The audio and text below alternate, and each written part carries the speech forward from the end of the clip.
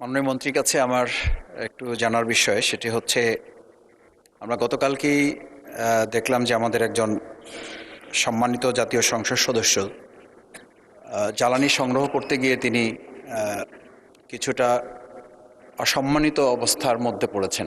এর আগে আমাদের একজন সংসদ সদস্য আমরা জেনেছিলাম যে তিনি তেল না পেয়ে, জ্বালানি না পেয়ে তিনি কিছুটা সংকটের মধ্যে ছিলেন। আমরা খুবই ছোটোখাটো জনপ্রতিনিধি, দিনে অন্তত 30 থেকে 40টা ফোন পাচ্ছি এলাকায়, যেহেতু আমাদের এলাকা বাউফল আমার এলাকা, সেখানে পেট্রোল পাম্প না থাকার কারণে ডিলার যারা বিক্রি করেন, সেই ডিলার যারা বিক্রি করেন তারাও কারসাজি করেন। এই কারসাজি যারা করেন তারা দোকানগুলো বন্ধ করে দিয়ে নিজেদের বাড়িতে বিক্রি করেন। সেখানে যখন ম্যাজিস্ট্রেট যান, বাড়িতে তারা কেউ থাকেন না। তো এই জায়গায় আমি লক্ষ্য করছি যে আজকেও সম্মানিত বিদ্যুৎ এবং জ্বালানি মন্ত্রী যে কথা বলেছেন, সেটার সাথে আমাদের এলাকাগুলোর পরিস্থিতির তো কোনো মিল নেই।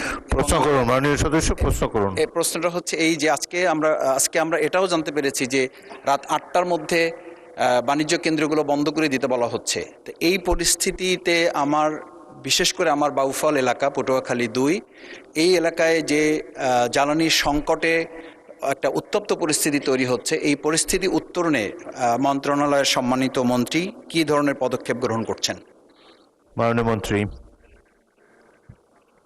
আমাদের যে মজুদ আছে এবং যে এলাকায় প্রতিদিন যতখানি তেল দেওয়ার কথা সেটা আমরা সাপ্লাই করছি।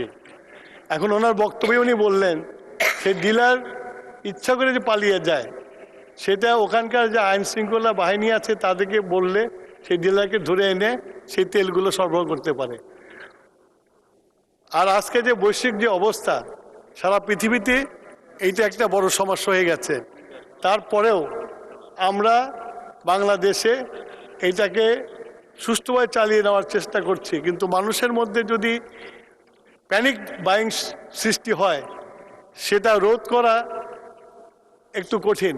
আমরা মানুষের কাছে অ্যাপিল করছি যে আপনারা যা প্রয়োজন তাই ক্রয় করেন, তার বেশি ক্রয় করেন না। এটা যদি মানুষ করে তাহলে আমার মনে হয় না যে বিদ্যুতের নিয়ে কোনো এই জ্বালানি নিয়ে কোনো সমস্যা হবে। আর 8টার পরে যেটা বন্ধ করতে বলা হয়েছে, সারা পৃথিবীতে, আই রিপিট, সারা পৃথিবীতে এখন সবাই সাশ্রয়ী হয়েছে। সেই জন্য আমরাও তো পৃথিবীর বাইরে না, পৃথিবীতে, সেই জন্য আমরাও সাশ্রয় করার জন্য জনগণকে অনুরোধ করছি। আশা করি জনগণ আমাদের অনুরোধ রক্ষা করবে। মাননীয় স্পিকার, ধন্যবাদ।